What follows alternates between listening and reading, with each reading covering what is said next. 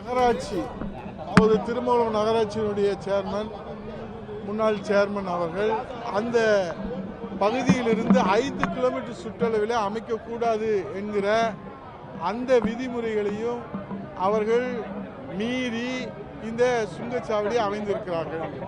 ஆகவேதான் மாண்புமிகு எதிர்க்கட்சி தலைவர் முன்னாள் முதலமைச்சர் வருங்கால முதலமைச்சர் புரட்சித் தலைவர் ஐயா எடப்பாடியார் அவர்களுடைய வழிகாட்டுதலின்படி பொதுமக்களுடைய கோரிக்கைக்கு இணங்க இந்த தொகுதியினுடைய சட்டமன்ற உறுப்பினர் என்கிற அடிப்படையிலே தொடர்ந்து பல கடிதங்களை அரசுக்கு கொடுத்தோம்.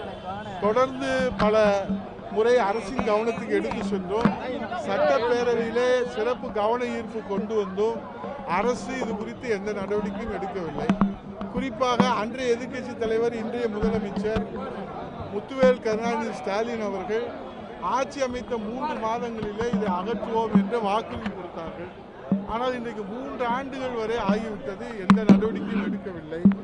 இதிலே உள்ளூர் வாகன ஓட்டிகள் தங்களது வாகனங்களுக்கு கட்டணம் வசூலிக்க கூடாது என்று தொடர்ந்து போராடி வருகின்றார்கள்.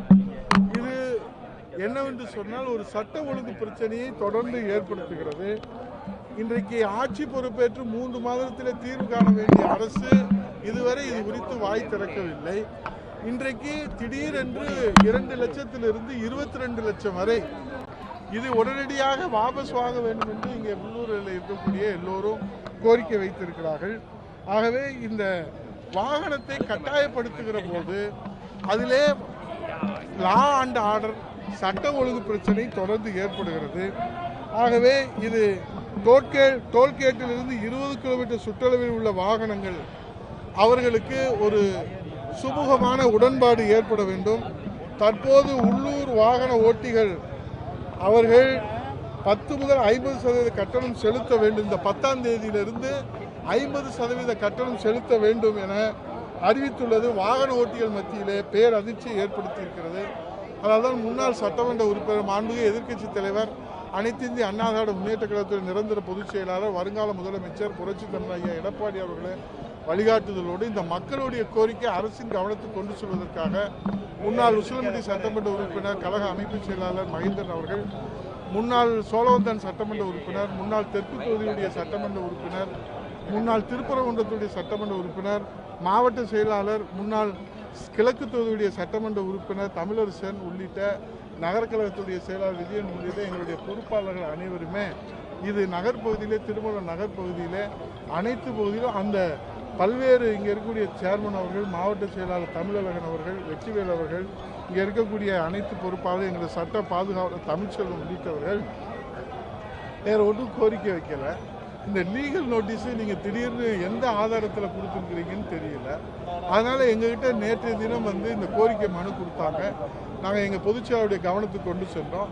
மக்களுடைய கோரிக்கை என்ன என்று கேட்டு அரசின் கவனத்துக்கு கொண்டு செல்வதற்கு உத்தரவிட்டிருக்கிறார்கள். அதன்படி அமைதியான வழியிலே நாங்கள் அரசினுடைய கவனத்துக்கு கொண்டு செல்வதற்காக எந்த வாகனத்திற்கும் இடையூறு இல்லாமல் நிரந்தர தீர்வாக இந்த டோல்கேட் அகற்றப்பட வேண்டும். உடனடி தீர்வாக இந்த லீகல் நோட்டீஸ் வாபஸ் வாங்க வேண்டும். இந்த 50% கட்டணத்தை ரத்து செய்ய வேண்டும். இதைத்தான் இங்கே கோரிக்கையாக இங்கே வைத்திருக்கின்றார்கள். மாவட்ட கழகத்துடைய அவைத்தலைவர் மரியாதைக்குரிய மூசிசோ முருகன் உள்ளிட்ட அத்தனை பொறுப்பாளர்களும் இங்கே இருக்கின்றார்கள். ஆகவே அரசு செவிசாய்த்து மாவட்ட ஆட்சித்தலைவர் அவர்களும் இங்கே கோரிக்கை வைத்திருக்கின்றார்கள். இங்கே அவர்கள் உரிய நடவடிக்கை எடுப்பதாக கோரிக்கை வைத்திருக்கின்றார்கள். ஒவ்வொரு முறை போராட்டம் நடைபெறுகிற போது இந்த முயற்சி எடுக்கின்றார்கள். அது நம்முடைய துணை கண்காணிப்பாளர்களும் தொடர்ந்து இங்கே இந்த போராட்ட களத்திலே மக்களிடத்திலே உறுதிமொழி அளிக்கின்றார்கள். ஆனால் உடனடியாக இந்த நிர்வாகம் நகாய் நிர்வாகம் மறுத்து விடுகிறார்கள். அதுதான் இதில் உள்ள பிரச்சனை. ஆகவே இதுக்கு நிரந்தர தீர்வு காண வேண்டும் என்பதை இந்த பகுதியுடைய மக்களின் சார்பாக எங்கள் அனைத்து பொறுப்பு